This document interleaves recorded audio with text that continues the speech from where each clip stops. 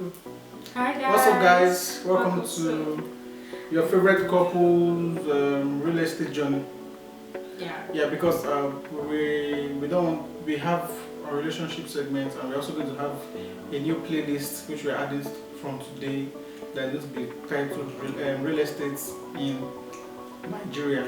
And because we're titled Real Estate in Nigeria, we want to let you guys know and be confident in us and be comfortable enough to invest in real estate through us. So we want to give you a background of our journey in the real estate industry, our experiences, and all the like. So I'm going to be handing over to the person who has the largest experience in the industry, my wife. No, I get up. No, I get up. No, can't deny it. No, I get up. No, I get up. okay, I started the real estate journey in 2009. I started with Sun City Estate. I started working with Sun City Estate in 2009, and that was owned by Mr. Wale Adedara. Yeah, Mr. Wale Adedara. That was Sun City Estate in 2009. I think the name of the estate is Sun City Estate, but the name of the company is Edgefield then. Edgefield, yes. That was in 2009. Then fast forward, I moved on to Hackbridge Integrated Limited. The light of the Hackbridge is now Middle Chase anyway. I think they've changed their name to Middle Chase. The light of Mr. Chudikalu, Mr. Ales Adefarasi, and Mr. Nathaniel Frebi then.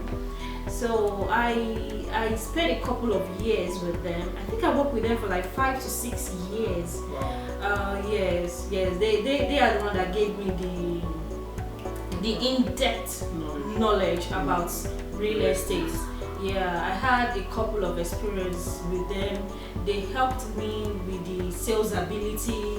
I do more of administrative work for them, so they helped me to know more of the administrative in terms of real estate administrative, in terms of sales, in terms of customer service. No, they really helped me a lot because I spent a couple of years with them. Then I moved on to Pragmatic Homes Limited. There was one before Pragmatic, but it was a very short period. What's the name of that one? Very short. That was I didn't really spend so much. That was with for Mr. Sheung. I don't remember his surname. Yeah, I worked with him too, but that was very, very short. Not really. I think about a month or thereabout. Yeah. So before I move on to Pragmatic Homes Limited, then Pragmatic, I spent about a year and some months with them. So before I decided to join, like to work for myself. So I decided to work for myself. But for me, before I could have access to start working for myself, I have to join. I have to collect license. So I joined BRG, which gave me the platform to sell for all the genuine real estate in companies worldwide, worldwide. So I can sell for all. I can sell for all real estate companies worldwide. And that journey has been really awesome because it also gave me the access to also sell for landowners as well. For individuals. Yeah, for instance, I have a couple of clients in diasporas and they have projects here in Nigeria. So they contact me and they were like, okay, I have this particular. They contacted me rather, and I'm like, okay, I have this particular project in this also location in Nigeria, and I want to sell it off. So I stand as the intermediary between the client and the buyer, and ensure a successful transaction, and the both parties are happy, and myself too, I am happy, because if the transaction works out well, that is when we all smile. And that has been really awesome, because compared to my experience when I was working with a particular company, you can't really sell for others. It has to be strictly that company. But when I started working for myself, I realized that you are unlimited. you have the access to sell Multiple. as far as well. In our platform, we have a project in Dubai that we sell. We have a project in London. We have worldwide, and that gives you ability to explore, like expand your exactly. So you can expand, you can do as much as you can, unlike when you're with a particular company that just restricts you to whatsoever projects they have under that company. And the business has been really awesome, and I've been able to close successful deals, like wonderful deals that the buyer are happy and the seller are smiling. And also one thing that I always do before I make sales or before I market my product or the product is that I go to the company, I find out the genuinity of the project, and I don't just introduce projects to my clients and my prospects. I try to introduce projects with ROI, because I realize that some projects you will just buy them and they will just be there for they are like rural area that development won't come on them for now. It might be like 5-10 years. I let the clients know that okay, this is what is on ground. Right? So depending on your capacity or what you are looking forward to, if you want to invest your money in a project that okay, you are expecting return in investment within 2-3 years, then I know the kind of project to introduce or the property to introduce to you. But if you are like, okay, you want to do the long-term investment, then I know the kind of project to also introduce to you. So this real estate of a thing is not what one can just dabble into. That is one strong thing that I've realized. You have to know.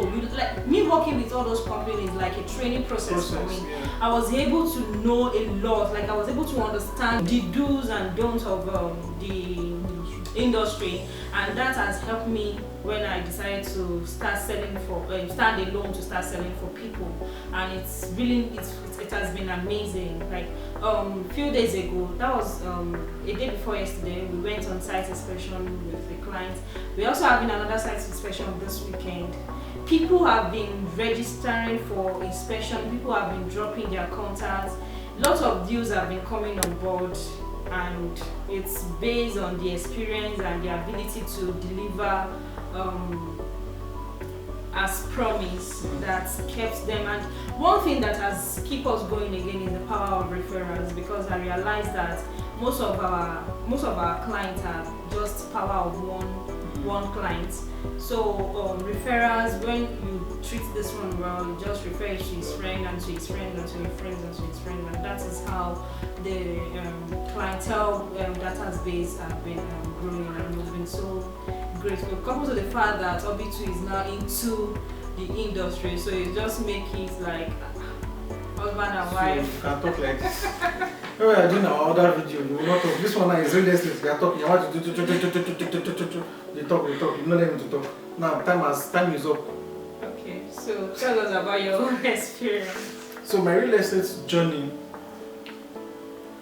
started way back.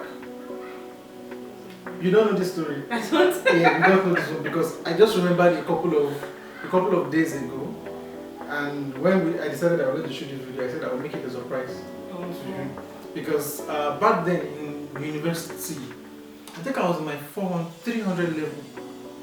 300 level or 400 level was when we did CWA. So yeah, 400 level going to 500 level, I met a man who had several hostels on campus. And then he didn't have the time to manage the hostels, and people were owing him and all that. And then I told him, okay, I can do this thing for you.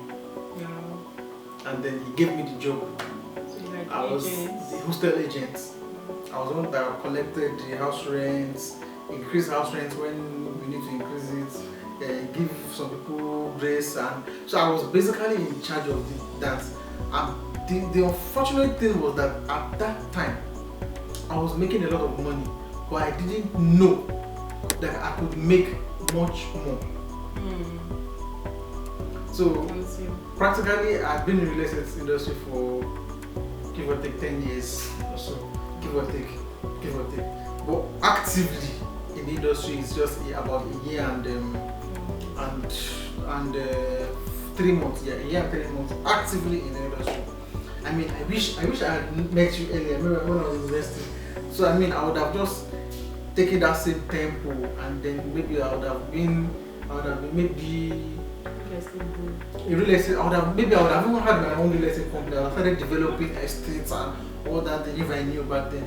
But yeah, I mean, rental income then was like from the hostels. I think the house rent was about 60,000 naira per room. The room was self-contained apartment, so that's the room, the kitchen, and the bedroom. They were very, very small bedroom and kitchen, but at least it was self-contained. So they collected 60,000, and then my commission on the 60,000 was 10%.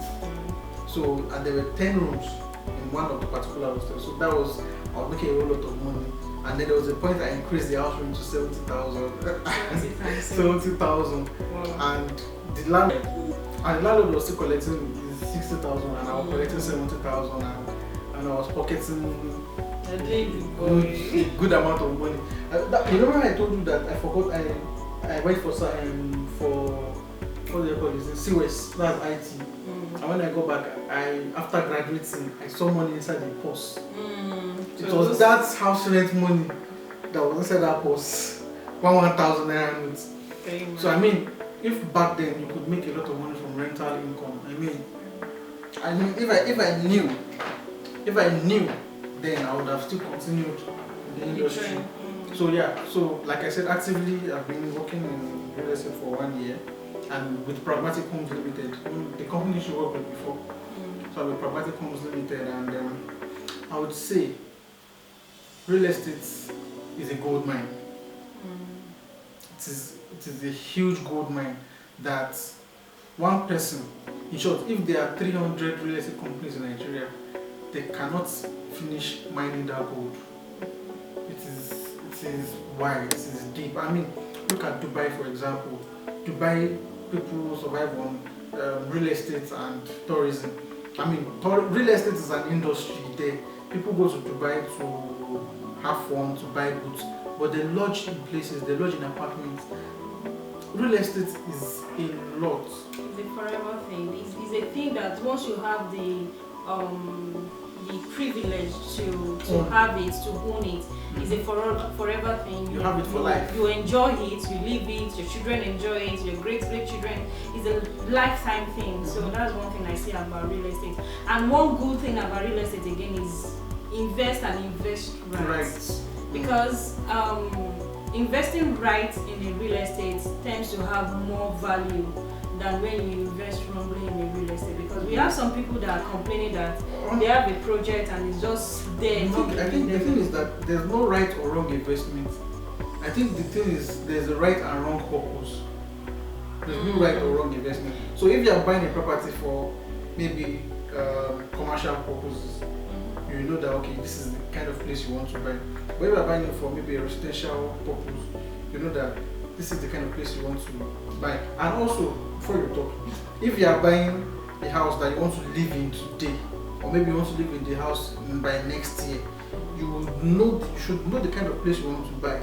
Don't go and buy somewhere that is inside because it's cheap, and the estate has promised you that by next year this place will be fully developed. And if you cannot see development in the immediate environment of that estate, then you know that give or take it will take about maybe 3 to 5 years for that place to develop. But when you can see development around there, so I don't think that there's a right or wrong investment. I think the purpose and the timing. Yeah. Why people tend to call it wrong investment is just because of the wrong timing. So for example, we have some people that want to go into rental income, and they went to invest in one bush like that, and you are thinking of doing rental income.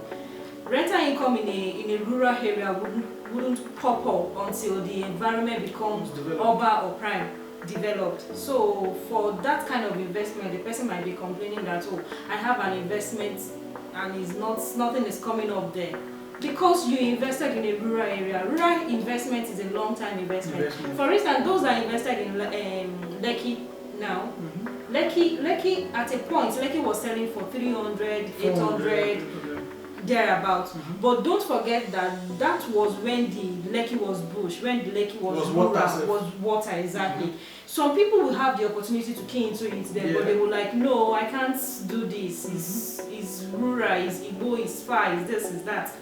But those that are able to key into it then, if they resell, they're making money. They're making a whole lot of money. Millions of naira. Do you know how much Lekki is now? The funny enough is that the funny part is that there's not even available property in Lekki, except you want to go to Aja or Ibeju Lekki or Ekpe has this, because that is one thing about seeing vision in whatsoever investments you want to do. And that is also where people like us comes in place, because if you consult us, people like you, not us. You know me, I'm still working with the company. I'm not planning to leave the company anytime soon. So please. That's where people like me comes on board. Like if you consult me to like, I mean, you have more experience than me, so if you consult like, okay, I have this also amount of money and I'm thinking or I want to invest it. Like I have a client, I don't want to mention his name. I have a client that contacted me and like, okay, Titi, I have 1.5 million naira and I want to invest it in a rental income apartment. So which area, how do you think I should go about it? And we were able to sort things out. He's happy and I am happy. I also have someone that wants to do a mini flat, like somewhere I can just come back with me and my family and rest. There are places like that. So what I notice is that people tend to mix it up. When you want to do rental income and when you want to do family residential, it's a total two different things. For instance, you want to do rental income and you are doing 5-bedroom apartments. Please don't want to rent it. 5-bedroom apartment. Who wants to rent it? I mean, there are houses on the island. Exactly, that is empty. For rent, it's even empty. 3 million per year. Who was going to collect 3 it's million empty. per year? The average of people that are on the the people that rent apartments. The average of people that rent apartments are young couples between the range of, okay, let's say 25, 30, set up a family. Those people will not go and rent 5-bedroom apartments. What do they want to use it to do? Those that have vision is those that want to. We'll talk about it okay. later. We'll talk about it later. This is introduction. Okay. So we will go in depth in our next video on not the next video safe, but we'll keep giving you what to do and how before you go into investment, the things you should know. Don't just invest anyhow. Yeah. Ask the right questions and ask the right people. Yeah. The questions you need to ask. So these are just basic like foundation of our. You're happy doing this real estate system. When it comes to the other video now, you will not talk. This one you're talking. Maybe I should just leave the show for you alone to handle. Okay, sorry, sir. No, I should leave it alone for you. Only you. From now on, you only see her face. She should be the one to be talking and talking and talking and talking and talking. Okay. Yes, no. Yeah, so guys, thank you for watching this video. If you are here, please subscribe to our channel and like this video if you like it. You can also give it a thumbs down if that tickles your fancy, and then yeah, share this video with others and let them come and learn about real estate. I mean, you don't have to be earning millions of naira to be able to invest in real estate. You can be earning your 100,000 naira. For example, Property Comes Limited, we have a property that you can start paying 40,000 naira per month. Per month. If you are earning like 100k per month, the only thing you just have to do is just set your priorities right, adjust your budgets, and then start investing from a young age. It may not be a prime location, but it's a location whereby you will be able to make your money back or from rental income, or be able to live in the next 1 year. So if you are interested in that, you can just hit us up and we'll give you more details about that property. So you don't have to be old, you don't have to be earning millions, you don't have to be earning 200,000. 100,000 you can own a property and you own it for life. Nobody will take it from you. So thank you very much for joining. And remember, once you have a property, you are different from somebody who doesn't have any property at all. Just hold on to that. So, either in rural, either in urban, either in prime. Anywhere Investments is investment. Investments. So guys, thank you for joining us on this episode of Real Estate in Nigeria. We'll see you again next week. Bye bye guys.